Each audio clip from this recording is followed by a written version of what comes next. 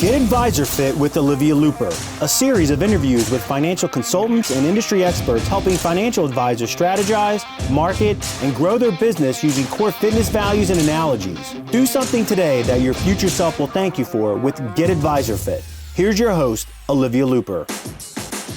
Hey guys, welcome back to Get Advisor Fit, where we encourage you to lift heavy, invest often, and market your ass off. Today, I'm joined by Matt Reiner. He is both a CFA and CFP and a partner of Capital Investment Advisors, a $2.8 billion RIA in Atlanta, Georgia. But that's not all. He's also the managing partner of Wella Strategies, an RIA that deals with the investment needs of the mass affluent. And after spending years as both a financial manager for individuals and helping to lead both of these RIAs, Matt founded Benjamin, an AI fintech company that serves the financial advisor industry. I have a ton of great information about Matt because there's plenty of great things to say about Matt all around. But why don't I let Matt speak for himself? Matt, tell us a little bit about what you got going on. Olivia, thanks so much for that introduction and kind words. Really happy to be here. And, we had a great conversation on our podcast, Bridging the Gap. And so it's just awesome to be able to continue it. And the background does pretty good justice for where I came from. I mean, I grew up in this industry of wealth management. I have a passion for it, with my personal mission being that I want to help. I believe that every human being in the United States should have access to a human financial advisor. I think it's really important for that. And that just stems from where I grew up. I watched my dad build our current advisory firm, which, listening to your introduction, times have definitely evolved as we're now at about $4.5 billion, which is crazy. It just keeps, it's hard to keep my bio up to date on that side of it. But we've been just very fortunate. I watched him start that. My brother joined the firm, I joined the firm, and I had a passion of serving families, and I loved it. I love to impact their lives in a positive way to help them reach their goals. But there's also this entrepreneurship bug in us. And, with our mission to help serve and help provide financial advice and wealth management to all individuals, we started Wella Strategies that serve the mass affluent. How do we leverage the insight and the information and the infrastructure we built at our larger firm to do that? And then, the entrepreneur bug hit me a little bit back in 14 and 15 when we started our own wealth management company as well, or technology company, I apologize, with Benjamin. And that was meant to solve some challenges that we had in our own firms. And we had some challenges inside of, prospecting for our mass affluent that we wanted to solve for, that then evolved into how do we create efficiencies and capacity.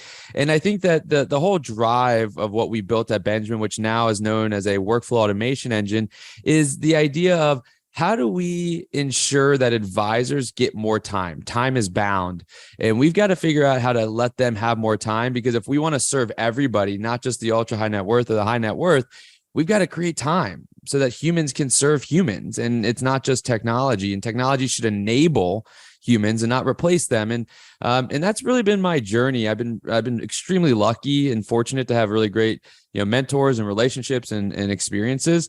But I always feel that, we still have a lot more to go and a lot further to go. And, it's just a passion that I have, and I'm honored to be able to be driving it. Yeah, I think that's really the way that great companies are built, right? Out of need and necessity. So you are an advisor yourself, and you saw that technology was not able to keep up and do its job, which, like you're mentioning, is to allow you to leverage your time in order to serve more people. And I'm with you on this. Everybody needs a financial advisor boat. I mean, before I was in the industry, I was skeptical. Money, not so great with it historically. Numbers terrify me. Show me a spreadsheet or a graph, and I would just want to run off into the other room.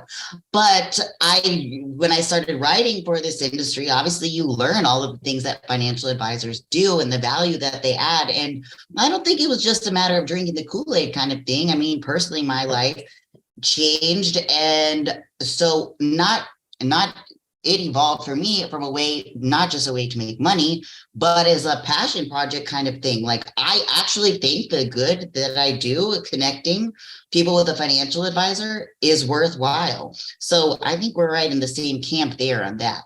I would love to talk more about your fintech company at some point, but today what I really want to dive into is branding. And because you're a part of 3 businesses, I really think that you probably have a lot to say on this topic. So when it comes to like a financial advisor, what do you think it means for a financial advisor to have a personal brand? I think there's a few things, right? And something that you mentioned there a second ago is that I think that there's a stigma of our industry of who we are and what we're about. Just because we deal with money, everybody thinks, there's a stereotype that is a perception of advisors just being money hungry. It's all about the money, and it's because we deal with money, we understand money, and so there's a just in general within the population, finance is difficult to understand, and we tend to avoid it as humans. That's just human nature. There's nothing wrong with that. Yeah, I mean, it's a challenge, and I hope that we can overcome that, but that's just natural human nature. And so when you look at someone that knows something that you don't know about, you tend to go towards some of the stigmas that are applied to them because you just don't, there's not an understanding. And in reality, and as you experienced, is that the biggest benefit of an advisor is not necessarily our knowledge on finances and planning. It's the behavioral side, helping people from doing silly things, right? And helping people from making those mistakes that tend to their financial goals that tend to lead to them blaming others as opposed to just looking internally. It's just behavioral economics and behavioral psychology. And that's kind of what leads into what I believe is why it's so important to have a personal brand, because this is a service-based business. It's a people-based business. And in order for an advisor to be really effective and really good, there has to be some trust. And in reality, if you think about it, people don't trust brands, they trust people. Now, when brands get ultra big, maybe they start to trust the brand like Apple, et cetera, because there's not just one person there. But wealth management, it's a people business, and you've got to create a brand that instills and enables you to build trust with your clients and with your prospects. And this is why I'm so passionate about advisors to not depend on their firm to build the brand for them. There are some firms that do a great job of driving business in, and maybe those firms, individuals in those firms don't have to create their own personal brand, but they have to be really focused on that. But firms that are, that need growth and advisors that want growth, build your personal brand. Don't rely on your firm because people aren't going to relate to XYZ wealth management firm. They're going to relate to Matt Reiner.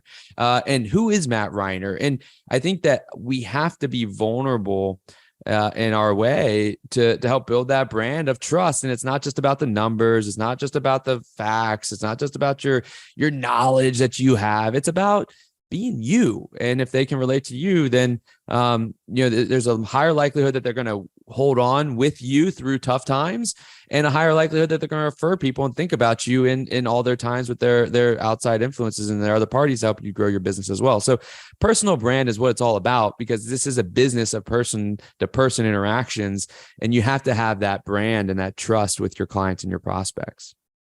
Yeah. So my notes say basically exactly that. So that's awesome that you went there. I mean, I always say this is what I think till the end of time, I'm going to use this analogy, but in a service-based business, your personal brand is even more important than in a product-based business. You're not selling overnight eye cream. If somebody buys this overnight eye cream, $20, maybe $120, depends on your taste and your budget. But so you're out some money. Like if you pick a bad financial advisor, you could potentially screw up your whole life. So, I mean, you've got to have that always, in the forefront of your mind that I'm going to be the differentiator between me and some other firms that these people are looking at. And important to say is don't try to be someone else though, because that's not going to work. That's you're going to have a revolving door situation. You're going to have a setting up an expectation that you're not able to deliver on. So first be yourself, and then let's build your brand behind that. And just so, Olivia, just to follow on that, I think that's such an important part, right? Is if you're trying to be someone else or trying to accommodate to everybody, you're just going to fail, right? It's the same thing in life and in general. And I think that too many advisors feel that they have to be this like analytical, like strong person that can withstand. But that's really that's what's hurting, I think, more advisors, because you know who you are and you will attract certain people by being who you are. That means that you may not attract everybody, but that's okay. And I think that us as advisors, because we're always trying to grow, we try to just be these other people, and it fails over time because you can only act for so long because your true self is going to come. So just be your true self, and you're going to attract clients that are going to love you for you, which is going to lower your stress and burden of having to try to be someone different. You can just be you. And you know what? You're going to have a great niche and you're going to be successful. And those people, you're going to have some raving fans. And that's what it's all about, is create that group of raving fans. Yeah. And so also what's amazing about that is that you actually start to have fun with what you're doing. I mean, marketing, I think, is so overwhelming for people. And how am I going to share like my advisory firm with people and whatever? And I'm like, I'm not, yes, your firm. I'm worried about you though. Like, let's talk you for a hot minute. And the great thing about when you see that work is like, it's almost like a snowball effect. Like when you start paying down debt or you're investing and you see your investments go up over time, like it's a compounding effect on your psyche that you like grow more confident in what you're doing. And that resonates with people. They can see that, feel those vibes from you, and that makes them feel safe and confident because you are confident in what you're saying and doing in your personal brand. So yes, definitely. I mean, that is for sure something that we should focus on. What kind of advice would you give to multi-advisor firms? When I was at NAPA in October at this conference, I sat in one of the marketing sessions, and that was one of the questions that came up. And I thought that was a really good question because it comes naturally to me. I'm helping in multi-advisor firms every day, but for advisors who are doing it themselves and see, okay, I see the value in personalizing my brand, but what do I do when there's multiple advisors? How do we accomplish getting everybody to be a part of that brand? Yeah, that's a really good question. I mean, we're fortunate to have many advisors in our firm, and we're also fortunate that we've been able to create some marketing channels that help to fill the pipelines for those individuals. But when you think about a multi-advisory firm, and I think about our firm as well, it's like we can't get everybody to do everything that we're doing, right? Like, whether it's like doing Zoominars for clients, some advisors like to do it for their clients, some advisors don't, some feel comfortable, some don't, some feel comfortable sending out different newsletters, some don't. And so I think when it comes to branding and personal branding is lead by example. Go and do. You have to do it in a compliant manner. So be sure that you're doing it in a compliant manner. But if you want to go build a brand on LinkedIn because that's where your prospect pool lives, then go do that and do it in a compliant manner and start just being consistent. And the other advisors will get there. I don't think it's like a bad thing if one advisor is building their personal brand within an organization and the others aren't. Because remember, everybody has to do it in their own way. And so you can commit and say that as a firm, we're all going to go and build our brand and create a brand within our community. But we have to also remember that each advisor inside of an organization has their own circles of people and their own type of person they are. And so I think that if you are an advisor inside of a multi-advisory firm and you have a desire to grow your business, then I think it starts with building your brand. You can go read all these like quick hits of how to grow a book of business and all that type of stuff. And you can try to find how to grow your business by 100% in 6 months by doing X, Y, and Z. And that's fun. It's exciting, but it's not going to work. I'm just trying to tell you, because what works is consistency and being yourself. And if you want to grow your book of business over time, there's nothing you can do about the past. You can't go back and change all the time that you wish you would have done in the past. All you can do is now take what you have and knowledge you have now and take action for the future. And so what I would say to that multi-advisory firm or the advisor in that firm is, go just start building your brand on the social networks and within your community. And do that by having coffees, having lunches, and socially start writing content. It can be 250-word posts or 100-word posts. It could be taking articles and starting to read. It could be creating an email, just a mass email chain to your 10 or 15 best clients of maybe 5 articles that have been useful to you over the week or the month or whatever it is. Just start something. It doesn't have to be perfect. And I'll tell you that, there's a lot of learnings that I had in the experience that I've done a lot of stuff, spent a lot of time, and a lot of it hasn't worked, but there's been a few tidbits that we've been able to build on. And I also, when I started this, I tried to be someone that I wasn't, because I was fearful that I wouldn't be accepted in the industry for the person that I am. And because I think differently, right? Like I'm more about like the EQ stuff, the soft stuff, not necessarily like the hard. And I had the analytical side, but I didn't know how I was going to be perceived.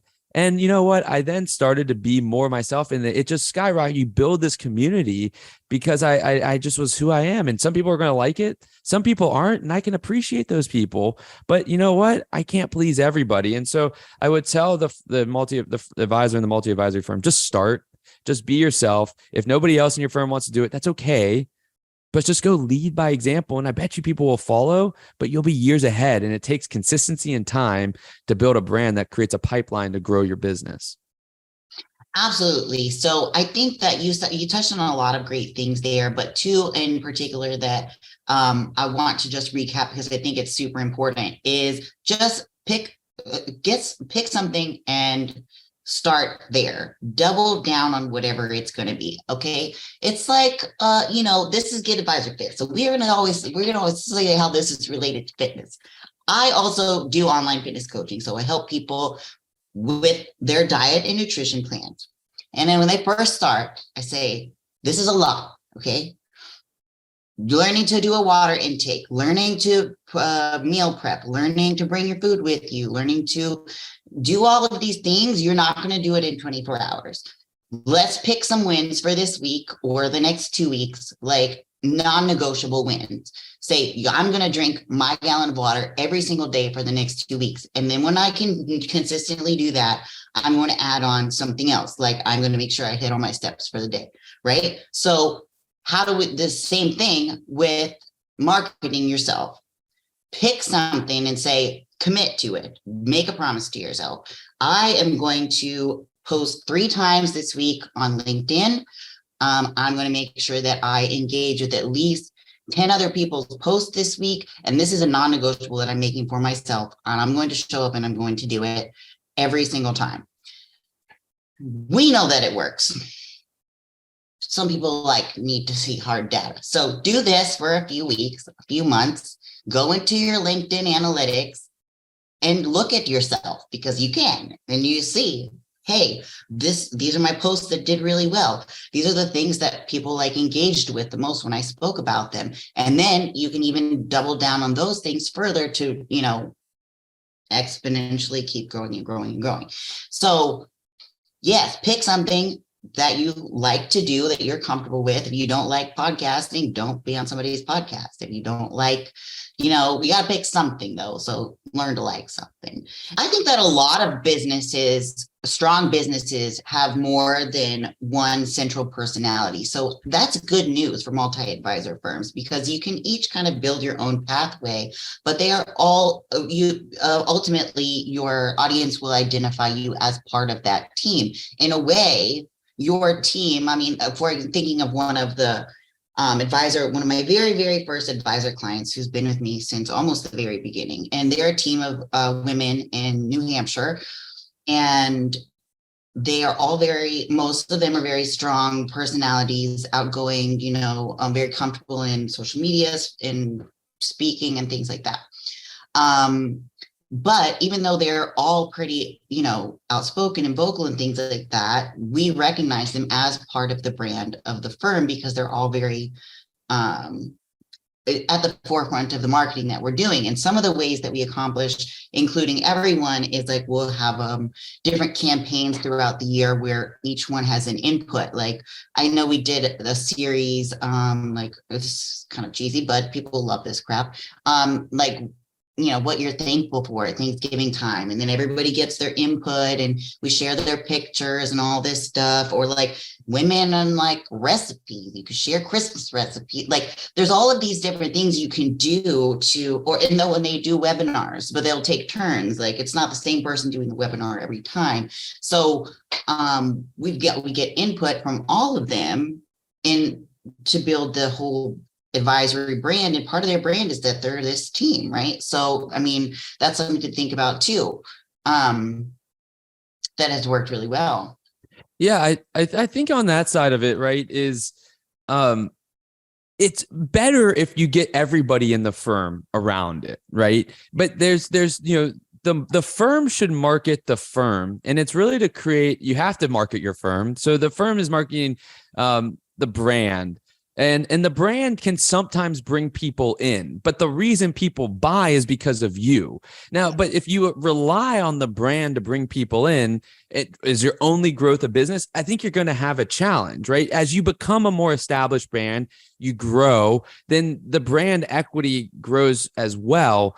But ultimately, especially when you're young in terms of firm, not necessarily your age, or you're not fully established, or you're not like 1 billion or 3 billion or whatever it may be of a firm that has like thousands of families, well, your firm brand equity is going to be low. And so just running like Google ads or LinkedIn ads or Facebook ads on your brand, nobody knows who you are. Nobody cares. Nobody trusts you because there's so much being thrown at them that they're like, I don't know. But if they can create a relationship and be like, oh, wow, Matt likes golf. Matt has a 3.5-year-old son. I do too. I can relate now something to Matt. I've created that bond. It's easier to create that bond on a personal side than it is on a company side. And, if your company is marketing, that's phenomenal. And if everybody involved is in there, that's even better. But it doesn't mean that you all should be the same. You should all have a similar strategy, potentially, but be your own self. And that's the difference, I think, that needs to be determined inside of an organization. Yeah. And the more that you can, like you said, it's even within one person, or when you're dealing with multiple people. So if you're like this team of advisors and you are all like, I'm helping you, whatever, and we're sharing all this information about you, you might not be somebody's favorite, but one of the prospects is like really resonates with Christina. And they're like, I really dig Christina's vibe. Like, I want to go work with them because of Christina. So being able to, share each individual person in the brand allows people to pick who they resonate with. So it might not be you, and that's fine, because hopefully you care about also the firm. Right. You're aligned to the mission of the firm, right? Yeah. So the more that you can share the different personalities, then, the more touch points you have and chances for people, resonate and relate to things. So I do have a very specific question. It doesn't really have to do with branding, but I know you're an author and you have written some books. I've had quite a few advisors reach out at the end of last year asking about, what are the benefits of writing a book? Should I write a book? Should I sell it on Amazon? And I would like to know what your input is as far as financial advisors and putting out literature. Yeah. I writing books is kind of a passion. I love to write. I think that content creation is something that drives me, as I think you all may notice with where I put all my content. But writing a book was something that I thought was important for a brand. And I think that what books do is they create credibility. So you have to go into the idea of writing a book with the right mentality and the right expectations. If you're writing it thinking that it's going to drive you income and it's going to change your life, you're going into it for the wrong reason, right? If you're going into it for brand building and credibility, okay, but you have to know that that's a loss leader. So you're going to take a loss on the process because it's expensive from both a time and a money standpoint, depending on how you go about it. And I think that you also have to be cognizant and understanding of what other books are out there. If it's just yet another book about your skills and everything of that nature, and there's no kind of uniqueness to it, you're going to have a tough time, because finance is a tough kind of arena to be writing books, because there's so much out there about how to make $1 million in selling real estate, or how to make $1 million in XYZ. And there's just so much noise that it's hard to stand out. And so if you want to do it as a prospecting pool, then you got to be unique. But what I would say is that if you have a philosophy that you've been doing for a while and a unique perspective on it, then writing a book gives you credibility, and use that book for your clients. Use that book for your clients to give to their kids. Use that book for your clients to give to friends, and see it as that way. And yes, post it on Amazon, promote it. But what it does is it creates credibility, and it's an investment on the marketing side, just like, doing digital advertising or blog posting is all an investment on the marketing side. It's a marketing investment. I don't know if it's going to create a ton of prospects right out the gate. It's definitely not going to, not definitely, it likely is not going to create a lot of income for you unless you hit it right. But I would challenge you to not just write a book just to write a book, but be thoughtful in the uniqueness of a perspective, right? My most recent book, my first book was all around helping to budget. And the uniqueness there was that I'd created a strategy for budgeting and saving that worked with me and my wife called the daily spend limit, which is basically just Weight Watchers for saving. And it worked really well. Look at you. It worked really well, right? It was phenomenal. And so I wanted to share that with others. I thought it was unique. Did it catch on and like catch fire and get everything? No, but I thought it was really unique. And I thought I wanted to capture that and codify it in a book. And in my new book that's out is a series called Dr. Cole Cash Will See You Now. And again, I had a lot of thoughts on the challenges that advisors face and how they can overcome them. I talk with advisors a lot. We serve advisors. I am an advisor. I've sat in the seat. I've faced the same challenges. I still face the same challenges. I need to just create a community of people that we could all kind of work together to solve our own problems, which is, we're never going to solve all our problems. But, so I wrote Dr. Cole Cash Will See You Now. And it's a business fable. So if you've ever read any of Patrick Lencioni's book, like 5 Dysfunctions of a Team, is a business fable. So it's a fun, short read. It's like 90 pages at the most, or 100 pages at the most. And it's all about Dr. Cole Cash, who's a psychologist, a made up character out of, South Carolina, a good old country boy like myself, even though I didn't grow up in the country, I grew up in the city, but I always wanted to be a country boy. And he's this good old boy that's a psychologist for financial advisors, and financial advisors go in and talk with him about their problems, and he helps guide them through with the knowledge that I've gained. And it's a fun book. It's easy to read, but there is underlying value in it. And I think that has it caught on like wildfire? No, but it made bestseller and all that type of stuff, which was phenomenal. But what it did is gives credibility that I can help advisors think through some of their challenges. And it's a very unique perspective because it puts the advisor on the other side, because they tend to act like a psychologist. And this time they were the patient. And, I think that if you write a book, I believe in books. I believe in the credibility they provide. But I think that too many people get into it for the wrong reasons, and they get their expectations are misaligned, and it creates frustration. And if you can align your expectations, it can be a great tool. If not, then it's going to be a big frustration and a distraction for you. Yeah, I think that there's got to be enough like passion behind writing a book, because it's sort of like a gigantic undertaking that is, like you said, it's not going to generate income 9.99 times out of 10 to cover the cost of making the book. But so then I guess you're looking at, soft value, which is, will this help me, with prospecting, give me credibility to the people that I'm speaking to? The answer is probably, but you've also got to work that book into your prospecting strategy. You don't just like make it and throw it on Amazon and expect that it's going to do something magical. But yeah, so I think that, okay, so there's 2 ways to look at it, right? If you're writing it yourself, it's got to be something that you desperately want to do. Like I cannot live if I don't get this out of my system kind of thing, because there is no way to justify the time involved, I think, if you're writing it yourself, unless it's just something that you absolutely have to get out of your system and do. Now, there's another way to do it, which is to pay somebody to do it, which is obviously why people come to me, talk about paying me to write them a book and seeing how much it's going to cost and things like that.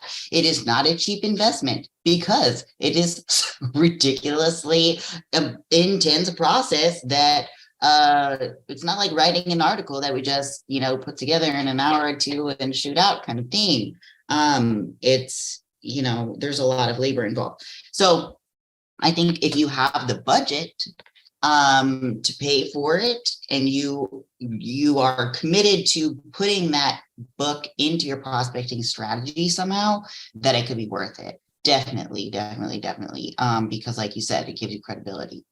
I agree 100% with that. I think that, I'm a big believer in, James Clear's and Atomic Habits and how to build habits. And, if you want to write a book, I would say this: sleep on it for a little bit. Right. And then what James Clear always says in Atomic Habits is, if you want to create a habit, then do something, the smallest amount that you can do that only takes you 2 minutes, less than 2 minutes. And if you can do that for a consistent period of time, then build on that.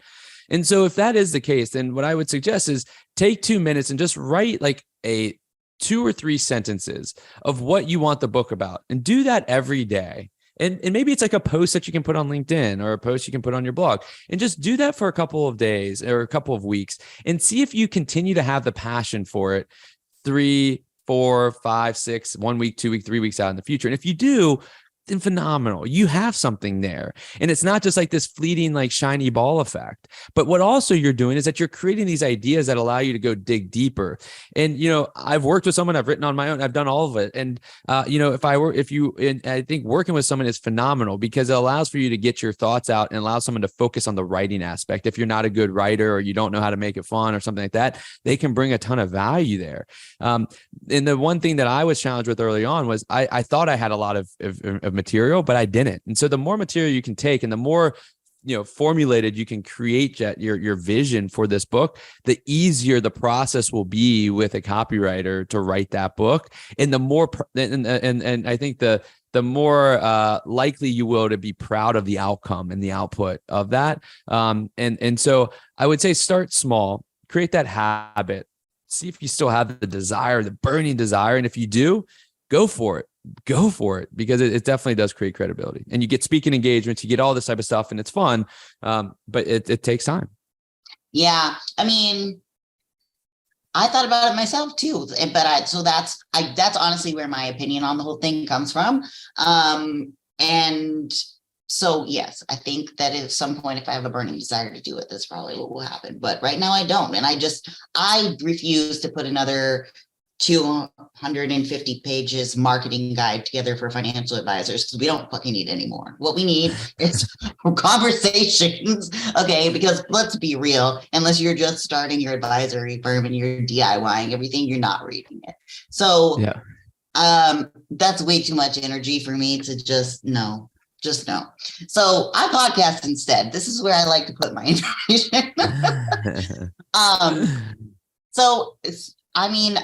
I think that this is a lot of great information for advisors. I think some of the main themes are things that I've been seeing a lot in the space, just speaking. I'm so glad that the space is embracing this non-suitsy, be yourself kind of attitude. And it's so cheesy, right? Like, are these people for real? This is what they're telling me to do, be myself. This is the advice. But it's because it works. I mean, we wouldn't be talking about it ad nauseum if it didn't work. And I mean, that's, the way that you and I got connected is because we were just being ourselves in the space, putting ourselves out there. And that's when the greatest things are going to come. So I think that, high level, that's where your mind should be at. And then yeah, I think that's such a powerful statement, right? Is and you mentioned something there, put yourself out. And I think, I mentioned it briefly earlier, but vulnerability is such a necessity for you to build a positive brand that's successful. And it's hard, right? Because, nobody, this is a human nature is we don't like to be judged. We want to be accepted. We want to fit in. And we don't know, there's so much unknowns. Like if I'm myself, like, will everybody accept it? Will they not? Like, I don't know. And I don't want to put myself out there and then have it be, pushed back. I don't want to have negative feelings or failure towards me. Like, I don't want that. And it's tough. I get it. But we have to also remember what we're asking our clients to do every single day they come in to meet with us. Every time a prospect comes in to meet with us, I always use this example. It's like they're coming into our office bare naked.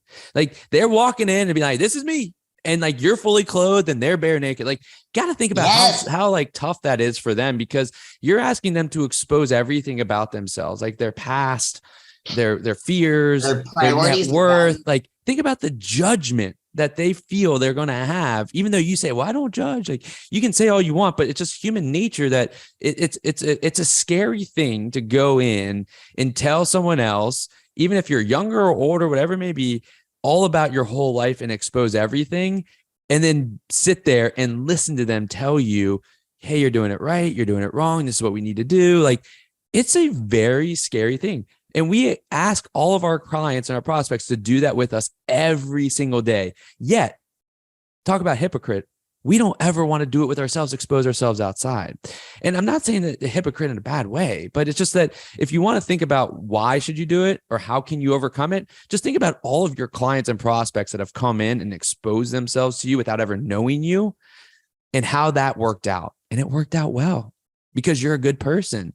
And so there are good people on the other side that if you're vulnerable, they're going to see it. They're going to be attracted to it.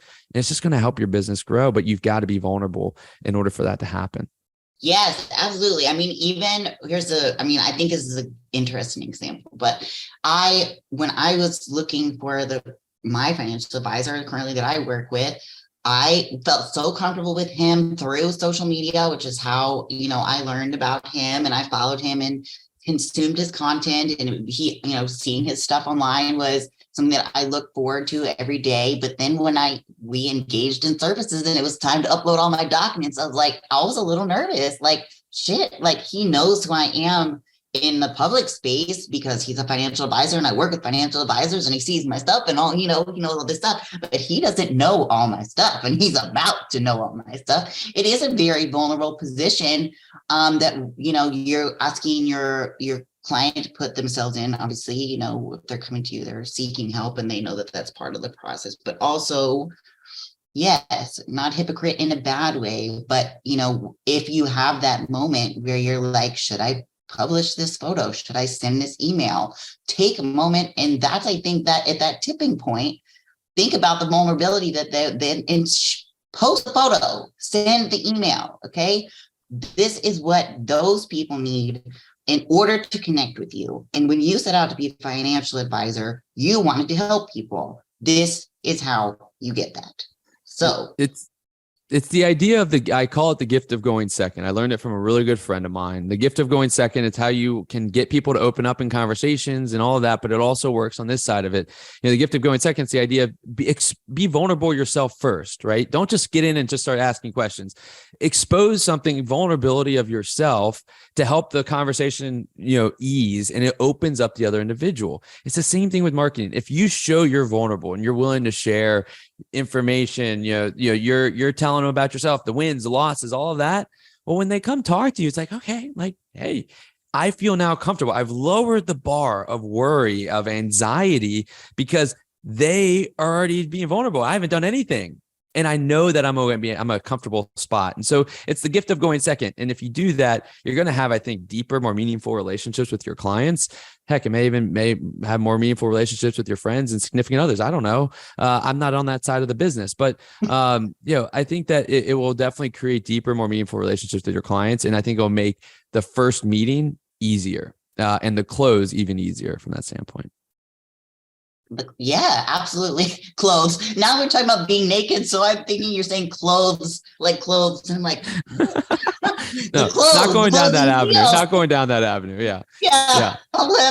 Okay, back to reality. On that note, I think that is a really fantastic place to end. I don't think that we can top that. That is great. I cannot wait to share this with our networks. I think that us being vulnerable here is leading by example, and sharing the challenges that we have in all of these things are just going to lead to more success for all of us. So thank you. I really love that. So thank you for joining me. You guys know where to find me. LinkedIn, Olivia Looper, also on Instagram, Lexicon Content Development. Matt, why don't you tell us where to find you? Yeah, you can find me on LinkedIn, Matt Reiner, on Twitter at Matt Reiner. And also you can check out and subscribe to our email to get content on a regular basis at mattreiner.com. We'd love to have you join the community and let's make some change together. Let's do it. Let's get everybody a financial advisor. Let's do it. Love it. I'm with you. I'm in your army, man. Let's go. Matt Reiner Army. All right. Thanks, guys. Talk to you later. Thanks for listening to Get Advisor Fit with Olivia Looper. To learn more about Olivia and how her firm, Lexicon Content Development, can help you, visit lexiconcontentdevelopment.com. If you want to reach out to Olivia on LinkedIn, you can find her at Olivia Looper Lexicon. And if you'd like to follow Olivia on Instagram, you can find her at Lexicon Content Development. Till next time.